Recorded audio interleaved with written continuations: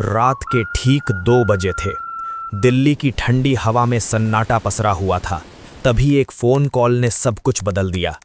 Sir, हमारे पास सूचना है, बम एक्टिव है और टाइम बहुत कम है। कुछ सेकंड की खामोशी के बाद जवाब आया, लोकेशन लॉक करो, मैं आ रहा हूं। ये कोई आम रात नहीं थी। शहर के बीचों बीच एक ऐसा खतरा छिपा था जिसकी भनक तक किसी आम इंसान को नहीं थी। सूचना धीरे धीरे साफ हुई। दिल्ली के कई भीड़-भाड़ वाले इलाकों में एक साथ सीरियल ब्लास्ट की योजना बनाई गई थी। मार्केट, मेट्रो स्टेशन, धार्मिक स्थल, हर जगह मौत बिछाने की तैयारी थी। और सबसे खतरनाक बात ये थी कि सभी बम एक ही समय पर फटने वाले थे।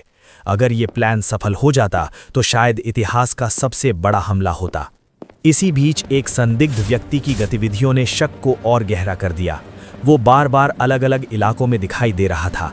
पुरानी दिल्ली, करोल बाग, जामिया, जैसे वो कुछ सेट कर रहा हो।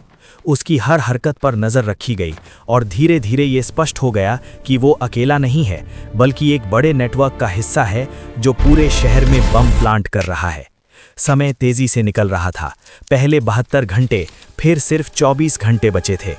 हर मिनट के साथ खतरा और करीब आता जा रहा था। पहला बम एक भीड़-भाड़ वाले मार्केट में मिला।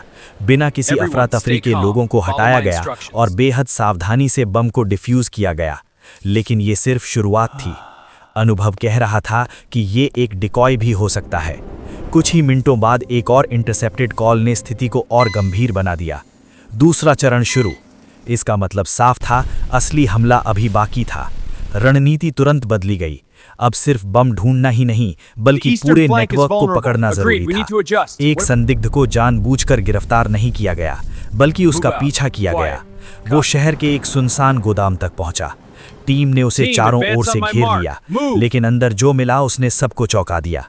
वहां एक पूरा कंट्रोल रूम सेट था। लैपटॉप, वायरलेस डिवाइस, मैप्स और शहर के कई हिस्सों की लाइव लोकेशन और एक स्क्रीन पर चलता हुआ टाइमर 47 मिनट।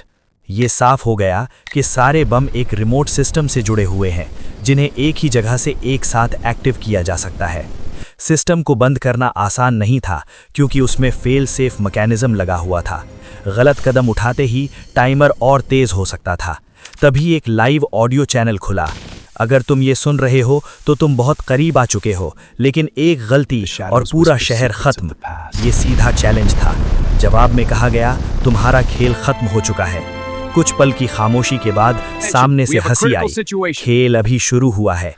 और अचानक टाइमर 47 मिनट से घटकर 20 मिनट पर आ गया।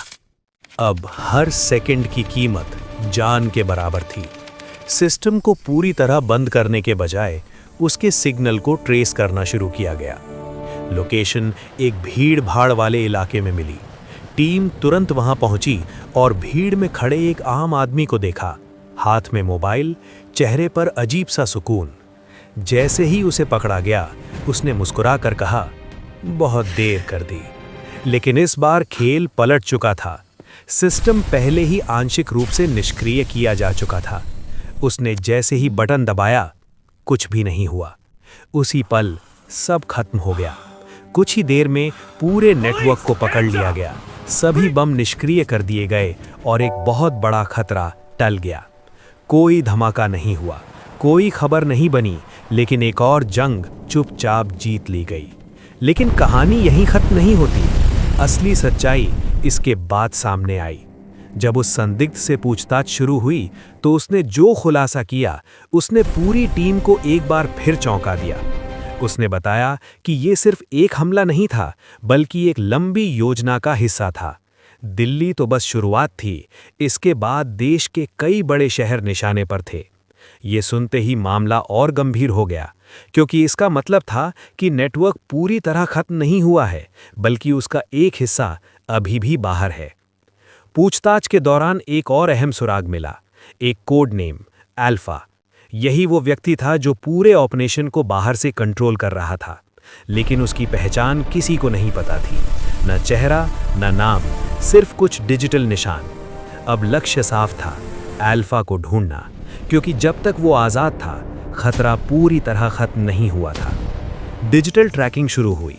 पुराने call record, internet log, location data, हर चीज़ को खंगाला गया। कई घंटे की मेहनत के बाद एक पैटर्न सामने आया। सिग्नल बार बार देश की सीमा के पास से आ रहा था, लेकिन हर बार लोकेशन बदल जाती थी, जैसे कोई जानबूझकर अपनी पहचान छिपा रहा हो। तभी एक छोटी सी गलती ने सब कुछ बदल दिया। एक बार सिग्नल कुछ सेकंड के लिए स्थिर हुआ, बस उतना ही काफी था। लोकेशन ट्रेस हुई, एक छोटा सा कस्बा जहां से बाहर से ऑपरेशन कंट्रोल किया जा रहा था। टीम तुरंत वहां पहुंची, लेकिन ये मिशन पहले से भी ज्यादा खतरनाक था, क्योंकि अब सामने एक ऐसा दुश्मन था जो हर चाल सोच समझकर चल रहा था। जैसे ही टीम उस जगह के करीब पहुंची, उन्हें एहसास हुआ कि वहां पहले से तैयारी की गई थी। हर एंट्री पॉइंट पर नजर रखी जा रही थी, हर मूवमेंट रिकॉर्ड हो रही थी। फिर भी बिना समय गवाए ऑपरेशन शुरू किया गया। धीरे धीरे टीम अंदर पहुंची। अंदर का नज़ारा बिल्कुल अलग था। एक छोटा सा कमरा, लेकिन पूरी तरह हाईटेक सेटअप से भरा हुआ। स्क्रीन पर देश के अलग अलग शहरों के मैप्स खुले थे और हर जगह कुछ निशान बने हुए थे। ये साफ था कि अगला हमला बस एक आदेश का इंतजार कर रहा था। लेकिन तभी एक और मोड़ आया। वहां मौजूद सिस्टम अचानक खुद ब खुद बंद होने लगा, जैसे किसी ने रिमोट से सब कुछ डिलीट करना शुरू कर दिया हो। टीम ने तेजी दिखाई और ज़रूरी डेटा को सेव कर लिया, लेकिन कुछ ही सेकंड में पूरा सिस्टम खाली हो गया। अल्फा फिर से गायब हो चुका था। इस बार खेल और भी बड़ा हो गया था। अब ये सिर्फ एक शहर या एक हमले की बात नहीं थी, बल्कि एक ऐसे दुश्मन की तलाश थी जो हर बार एक कदम आगे था। लेकिन एक चीज़ साफ थी, अब उसकी पहचान छिपी नहीं रह सकती थी, क्योंकि हर बार बचने के बावजूद वो एक छोटा सा सुराग छोड़ ही देता था। और यही सुराग आगे चलकर उसकी सबसे बड़ी गलती बनने वाला था। कहानी अभी खत्म नहीं हुई, क्योंकि असली जंग अभी बाकी थी। ऑपडॉक इंडिया को प्लीज़ सब्सक्राइब करो भाई।